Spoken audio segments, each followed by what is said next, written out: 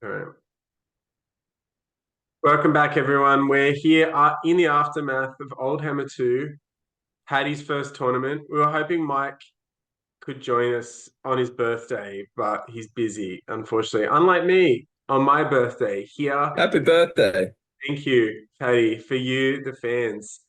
Look, we just are going to get straight into it.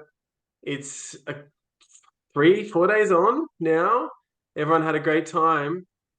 So we're going to run through Paddy's experiences. Well, I don't know why you're here if you're not, but you should have been paying attention to the extensive lead up that we did. But what would you say, Paddy, about how you prepared for the first competitive old world tournament that you played in?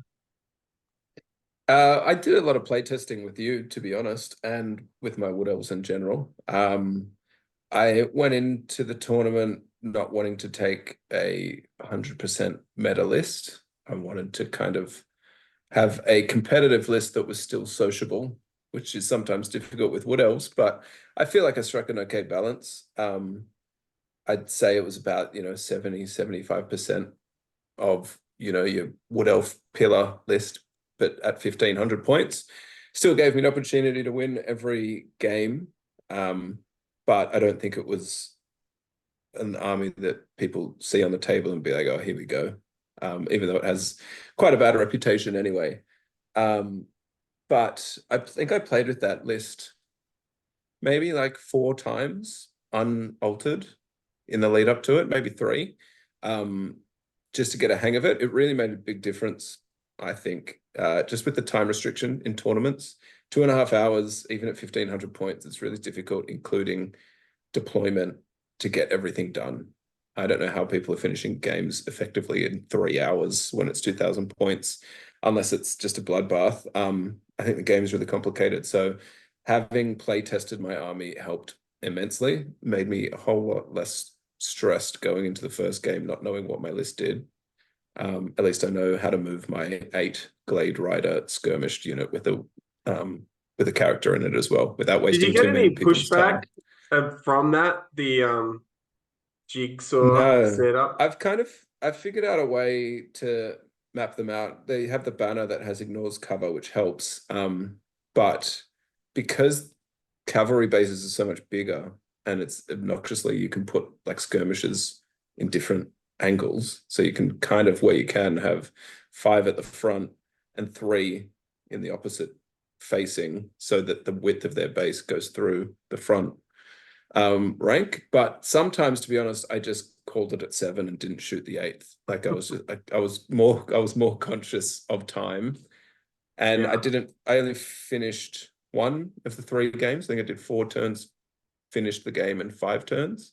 Um, and Wood Elves plays a big part into that, just because the amount of skirmishing, the fiddliness of it all. Is that right? I didn't know that. So you didn't go to 6 turns on any games. The second one, the one I won, Yeah, I finished.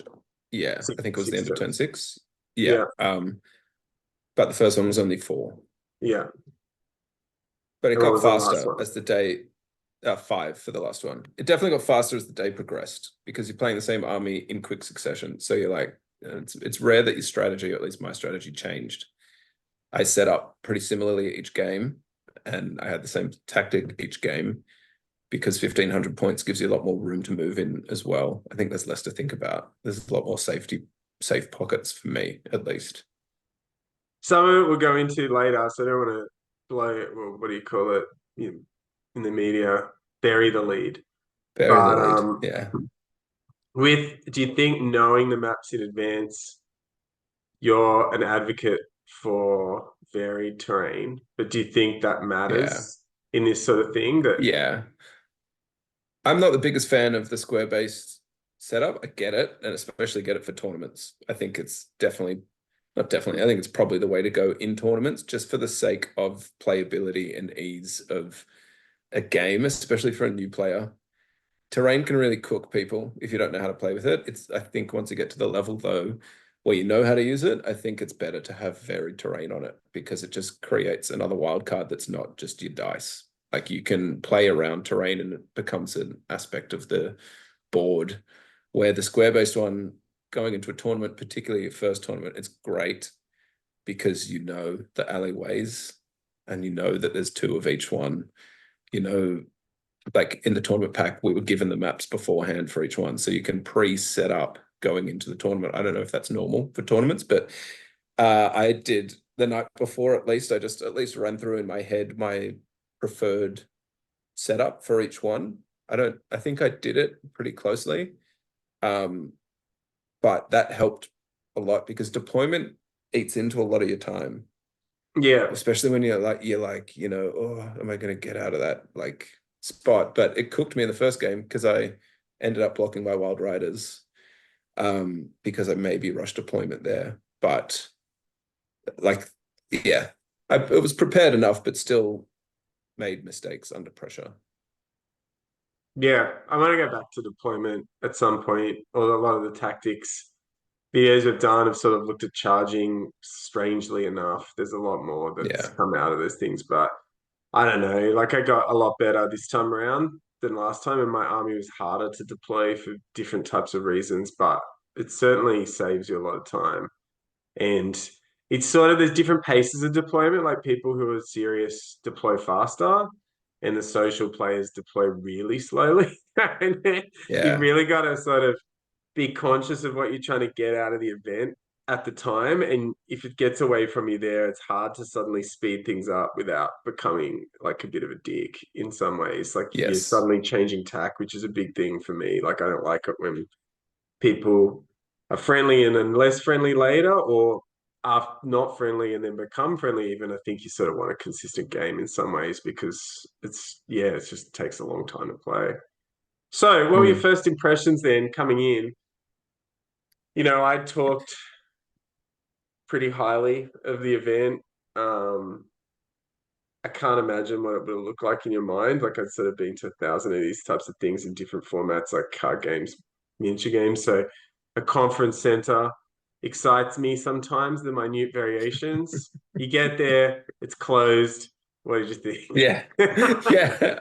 I mean, standing out the front was a bit of a classic. There was like 12 of us just with our like carry cases. Mine is not a proper carry case either. I had like a cardboard box with my dice in it and my templates in it, just standing there waiting. But I was lucky enough that I wasn't going alone. I went in a car with Mike, which was also awesome because you're talking about it the whole way there, kind of amping yourselves up about it. And on the way home. But I also arrived at similar times as Alex and Alistair, so it's not like I was sitting out there by myself. If I was, would have been pretty awkward. But that's more just my how I would have dealt with it. But once I got inside, I was very excited. So I don't think I was like annoyed that we were waiting outside. I was more kind of apprehensive of like what's to come, but in a good way, excited about it. And the venue was incredible. Like the bar was literally outside. You could Mm, get food there.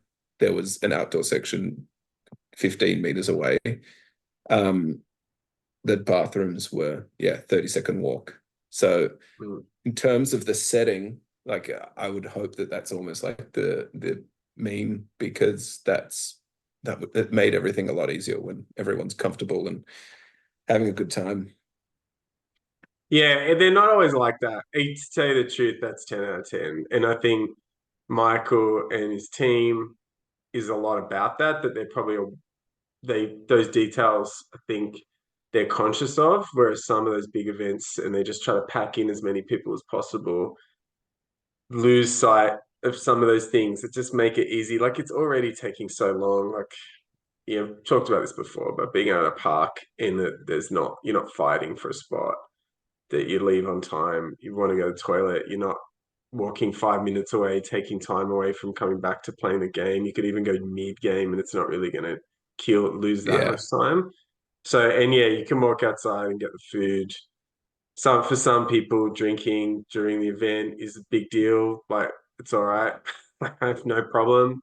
But cost me some. It is incredible that all of those things, and the room is sort of just off to the side as well. Like it's just, Yeah. yeah. I just have done a lot of these. It's remarkable how they found this sort of intersection. Did you think when you The got but there and you saw it all like setting up, is it what you would imagine? It was Because there better is to be that honest, like tension. yeah, there was like everyone, you could feel like it was also, the morning, everyone's kind of just gearing up. Um, but like you see, everyone's got their armies on display and stuff almost with their like open carry cases. And like the models look sick. People have painted them well. You walked into that room, the boards were hectic. They Mm. were they're such like top tier tables. Um, and the terrain was incredible as well. The forests that like the base of the forest sat in a dugout base, and then the trees came out of the top bit as well. Like, yeah, it's for someone like me that is going and I've got a wife and two kids to get a day out like that. It has to be worth it. And if it was just like, in a garage with like a piece of green felt over a table and some cardboard hills, which, hey, I like cardboard hill, but um, it felt like it was a proper event, even though I knew it was like a social competitive event. Like I knew there were people that were there to win, but I knew that there were people there just to play Warhammer. Yes. Do you think that But knowing your first round opponent helps? Like, even if you didn't know Dave, it sort of takes some of that as in tension. the Like, army who I'm am I going to playing, play? Yeah, you know, like who you're going to yeah. play. So, like, you can overthink it. Like, I definitely tend to do, but at least you know, all right, I'm playing Adam. Yeah. It's over there. You see Adam out the front. You can sort of start to like, you don't have to go, oh Yeah. shit, I've drawn the other guy I came in the car with, or, some Yeah, I random. think it's necessary because you can kind of roll with the punches after that point Yeah. once you've Well, dealt you're with winning the or you're first losing like too, You've got something in common with yeah. this player. You've either Yeah, both won, both drawn, or both lost. So there's some sort of exactly. commiseration or like, Yeah. all right, well, we've both won the first round, so you also don't feel so bad if, Yeah, exactly. I think it yeah. helped a lot. I also overthought it way too much, but that's just how I operate as well. I don't know how much it helped, but at least gave me something to build up to. And it kind of took the edge off dealing with like the social interaction of Mm, people you don't know. Like if you have to do that when you get surprised by some guy who brings like, yeah. S plus tier list, then you're like, oh, this is a great start to the day. I'm just about to get wiped by a guy I've never met before. At least if you're prepared for that, you can go into that first game and be like, all right, Yeah. I know what I'm up against. At least I'm ready. It's a good feature and things I sort of want to look at bringing in to some of the tournaments like that. Like it's funnily enough, it's why I don't like grudges because like I just think, ugh, like if only you could grudge later or something. But like the Mm. first round, it's just like I don't know, like you don't want to rig it. You just know and you get off to a start, and I don't know, it feels a bit gamey, like for how it works. So yeah, I would love to have feature matches, but grudging just seems a bit.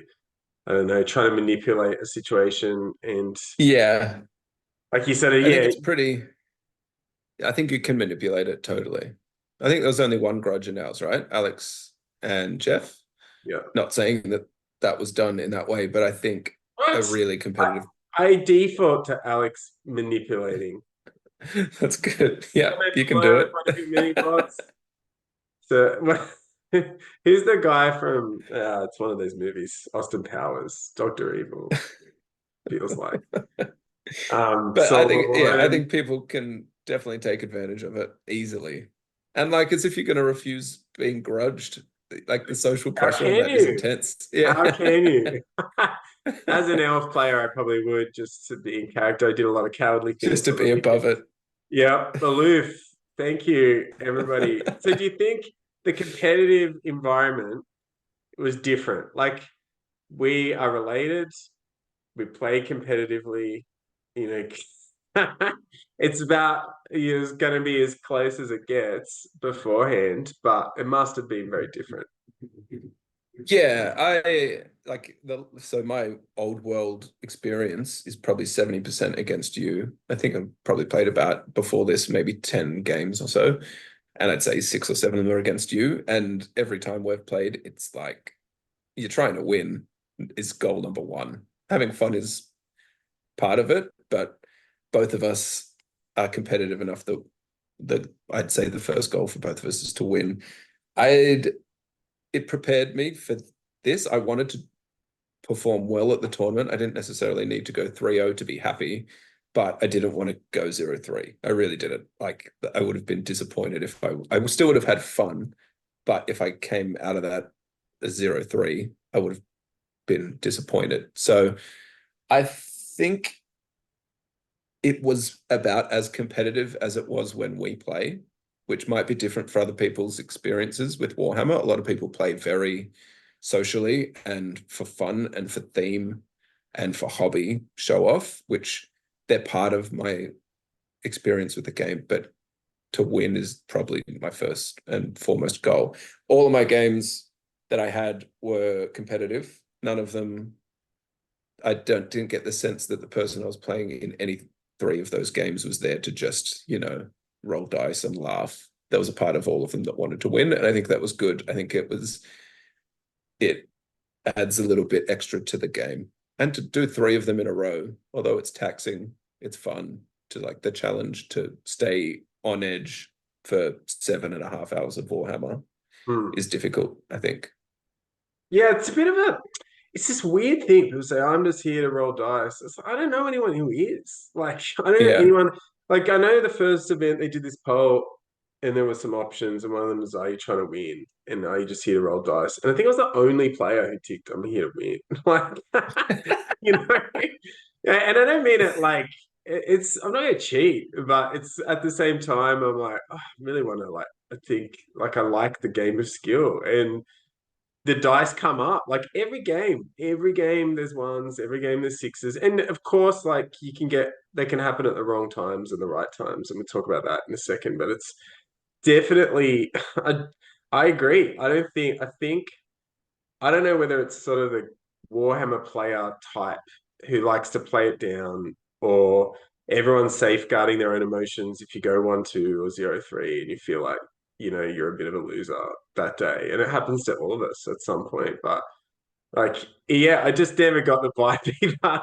And I've, played six of these games now, and I just feel like everyone's trying to win, and everyone's like, people are mostly nice about things. Like, I don't think anyone's really like, I've been in game systems where it's like, you can't do that, don't do it. Like, it's almost hostile. But yeah, I just feel like people are always trying to win and try to get an edge and say, Yeah. oh, how long's that? Well, I'm going to move that far away. Or are you sure you're allowed to do that? I don't think you are. And they're often right. Like, they're just sort of checking that it Yeah. is an engaging game for like 3 hours. There's a lot going on where people can gain an edge, whether that's in rules knowledge or in the movement, back and forth of miniatures. So yeah, I think it's a funny thing that's different. Did you think that? I suppose that is that. Did you think there was a clash of styles at all with anyone you played? Like that at times, like you might have said something or they did, and you thought, "Oh shit, we're really not seeing this the same way." No, I don't think so. I think my inexperience at tournaments, there's still probably a bit I need to learn with like etiquette and how you're meant to like what is the balance of how much you're meant to talk and how you talk and like how much do you let go. There's definitely, and I think this would be in tournaments across the board, like, wheeling, if anyone can Oh yeah. understand that the actual maths to wheeling. And I think a lot of people get it wrong, but when is the point to be like, oh, you cannot move like Mm. that? Because there was like a couple that Yeah. if I was playing against you at my house, I'd be like, you definitely cannot move like that. And if you like, I would expect you to be able to explain it to me and prove me wrong, Yeah. almost not aggressively, but like there were some things that I let go, maybe because of the state of the game that it was in, where I was just like, oh, it's not worth it. Mm. But managing that relationship you've got with someone for 2.5 hours to Yeah. make sure that you're not the guy that's a dick, but still playing by the rules, even if it means that it might make my victory bigger, kind of thing, or turn the result of this game. But there's like the game's really complicated, so there's so many of those things. So if you stopped at every one of them, Mm. and a lot of them are insignificant, Yeah. then if you're only stopping the ones that you think are gonna like disadvantage you significantly, then maybe you're appearing to be like, stop being, I don't know, a stickler for the rules. But movement is just that thing that I think can determine it. And if you're not really counting your wheels, you can move an absurd amount of absurd distance, and it changes the shape of the game.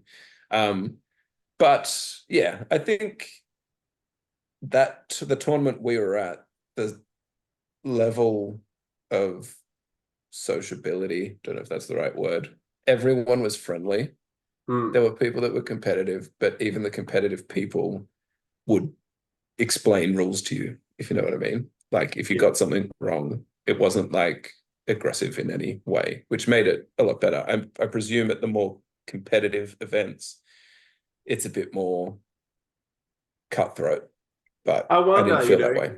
because I think if you took the player that came first and the player that came last and they played at that event, it would still be respectful. Like to Yes. at a minimum, it'd probably be friendly. Yeah. And Yes. yeah, I do wonder. It's hard for me to describe because even playing miniatures somewhat competitively, it's like been 15 years. I don't know. Like I don't know, Mm. maybe Melbourne a little bit a long time ago. I played Magic, which certainly had its moments of antisocial behavior and dummy spits and things like that. And the game's just tighter, so it could sort of handle that. But yeah, that's probably a fair point. And some of the things you say about the wheel you let go, it doesn't seem to set a precedent, which is interesting. Like, say, hey, will you let me do that on turn two? It just sort of comes in Yeah. the flow of the game, and you do sort of just think, oh, fuck, I'm not going to contest that.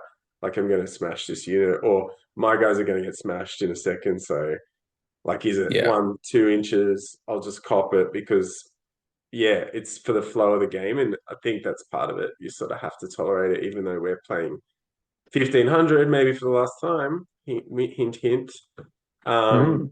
yeah, at the moment. So, did you have, what do you think were the key moments then? Like you played 3 games, you had to pick one, like in terms of drama, because that's something we're trying to Yeah. bring back a little bit here, that the game can be very procedural, very technical if you want it to be, but Mm. they're there for the dice. The what my takeaway from it all, I could be able to do a quick moment from each one, but my takeaway was that, and as I said earlier, we play kind of competitively against each other, but going into the tournament as someone who had never been to a tournament, I was interested to see if the dynamic was any different in a game.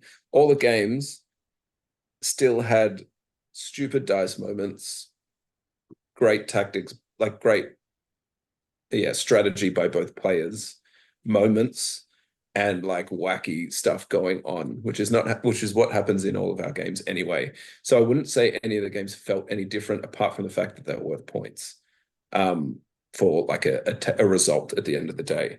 But in my first, so I played against Bretonia, Dave's Bretonia in the first game. I never played Bretonia, which I was excited about because part of the reason I wanted to go to the tournament was to see other armies.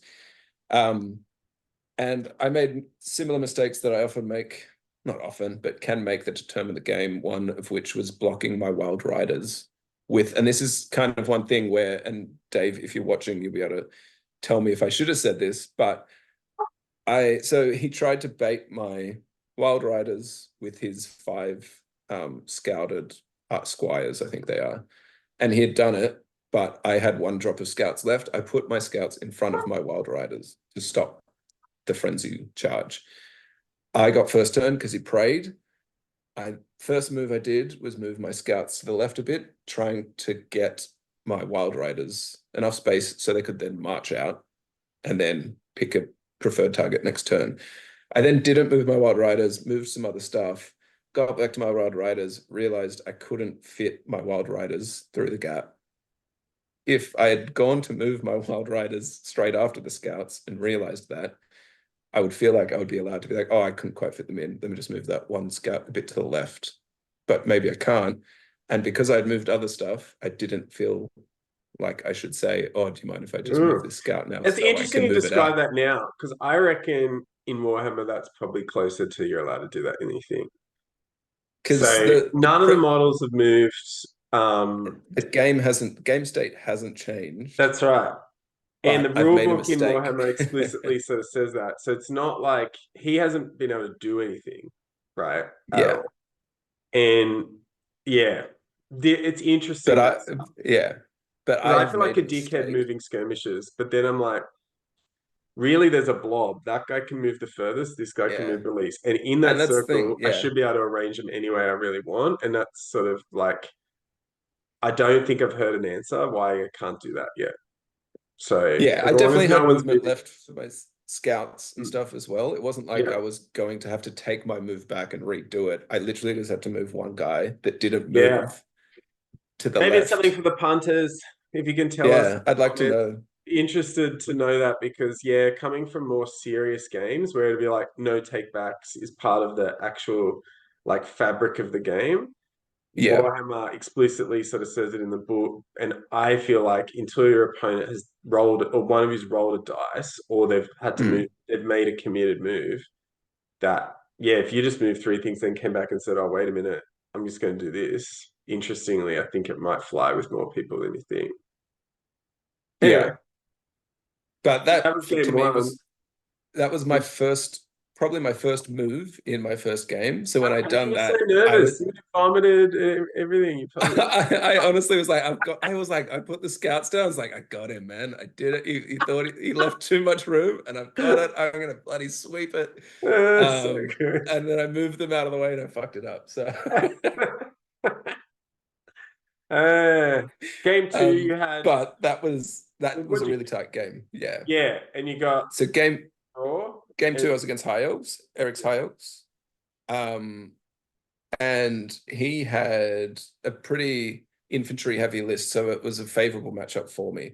But we had this duel between his mage on a steed and my Deepwood Scouts and Waystalker. And it took me, he was playing it with a 6-up armor save, which I'm not sure how, and I don't think he actually had it, but that's not to call out Eric. But for the drama that ensued and how I got karma back on a dice roll, it didn't matter really the way the game was going. But I think I shot like 16 it would have been 16 poison shots and 2 rounds with a Waste Stalker into this mage that was out in the open. Couldn't kill it over 2 turns. He then moves into range to fireball it. My mage is outside of range to dispel it. I try to faded it. He rolled an 11. I roll a 12 on the faded dice. Next turn, I pop the mage. It dies. But the amount of sixes in this confrontation that came up between this mage and these two units, it's not like those moments don't happen in tournament play, which I was mm, like happy to see, I suppose, because that's the kind of stuff that is hilarious in a game of Warhammer. mm, it does happen. I've been in all of them. Yeah. It's interesting. It's gonna happen at some point. Yeah. Like, and it's not. It might not be even, but something like that's gonna happen to one of you. It just has to. There's too many dice being Yeah. run. There's too many dice. Game three, I played against Alex, who's a friend of the pod, playing as Wolves of the Sea, and it looked like he was breaking my lines, but I remember being like surprisingly confident on turn three after I'd kind of been pushed back into the corner. But I was kind of just chipping away bit by bit.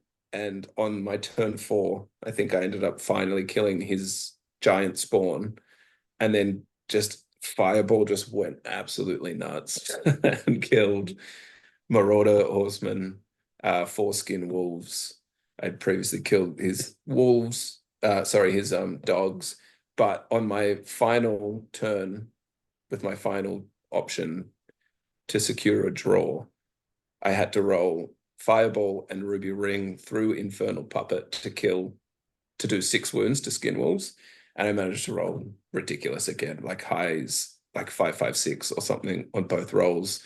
10 fireballs. He managed to, after the first one, keep one skin wolf alive on 1 wound. So I had to cast Ruby Ring again. Managed to do it and kill them and secure a draw. But again, just like being able to hold your nerve. There's been a few games of Old World in particular now that the game never seems to really be over. There seems to be a swing point, particularly in my games against Mike. I seem to come out of the blocks really strong. and he seems to manage to bring back control. So if you know your win condition and you still have it on turn 4, then even if you've lost a third of your army, as long as you can keep your win condition, then if you're going for competitive play, you're never really out of it until you lose that thing. So it's, yeah, I kind of learnt to just, hold firm, invoke stubborn. Yeah. So what would you say overall then? You've been to this event, probably not like the similar type of background to me with gaming, and this is sort of new to you in many ways. Like, would you go back? What do you recommend to people Definitely. at home? Yeah. Yeah. I think ideally don't go alone, but that's not to say you can't. Like certain people are great in that scenario. I would feel not out of place, but it's just not my desired like social interaction to be in that setting alone. Not that I'm like scared or anything, it's just uncomfortable. So if you have friends, it's particularly, as I said, driving to the event with your friend, talking about it, going, meeting people, having a great day, and then driving home and coming home and like debriefing in the car. And I was just very surprised, despite you talking it up previously from the last iteration of this tournament, just how social and friendly the setting was. And I think it might be a misconception that Warhammer gaming and tournaments of this kind of style are full of, antisocial behavior and over competitive people. There is definitely, I'm sure, I don't know this, but I presume there are people like that. But if Maybe that's there not isn't, you, anymore. yeah, Like, it's maybe there not. isn't. Yeah. There's like this. The barrier to old world is bigger, so you're not getting younger, brasher players. And all of us might have been playing it younger, but even that doesn't seem to be the case. It seems like people had an interest in the game as kids, had some models or something, or maybe they played in some clubs and there are long-term people playing tournaments, but it doesn't feel very young, like No. and that sort of is like, as someone who works with kids and has played, owned a store and all of that, like that, maybe that's just where the immaturity comes from and the high stakes nature. Like, most people are going home to a richer life and haven't got all their eggs in one basket, and their identity is just their success at those tournaments. So, like, I definitely don't feel like there's an in group and an out group, and most other games have that. They've got the competitive players and the scrubs, and the scrubs are there to like feed, to just be fodder, and that they don't associate with one another during the event. So that's unusual to me. I don't know whether it's the size. I don't know if it's just Western Sydney. Yeah, I'm interested to see what happens as they continue to expand a little bit at a time, who it draws in, and whether we've noted on the channel that scenes are very different from place to place. So yeah, it's good that you had a good experience. Yeah, I'll definitely be back, and I'd recommend people that haven't played tournaments to give it a go because it's really fun. Competitive play, I think, it doesn't have to be 100% competitive, but playing with something at stake, I think, makes it a more enjoyable game. Yeah. All right. Well, that's it. You're going to hear a lot from us over the next few weeks. We'll be back with a more analytical response. The Us and the friends of the channel did really well at the tournament, so we'll all want to crow about the victories, and our near misses. But on top of that, all of our battle reports and tactics over the next, probably all the way to Christmas, will be from this event. And you'll Yeah. probably, just to give you a teaser, hear an announcement soon about the next one. So they're hotly contested, the spots, but we'll talk soon. It's not my place to give any of that away just yet, but that announcement's going to come a lot sooner than after the last one. So thanks, Paddy. It was great. You had a good time. I wasn't 100% sure whether you would or not. I know Mike, hopefully he's being looked after tonight, also had a good time. So, we'll It did. book in for the next one. But yeah, thanks for Definitely. tuning in. We'll see you soon. Thanks, Al.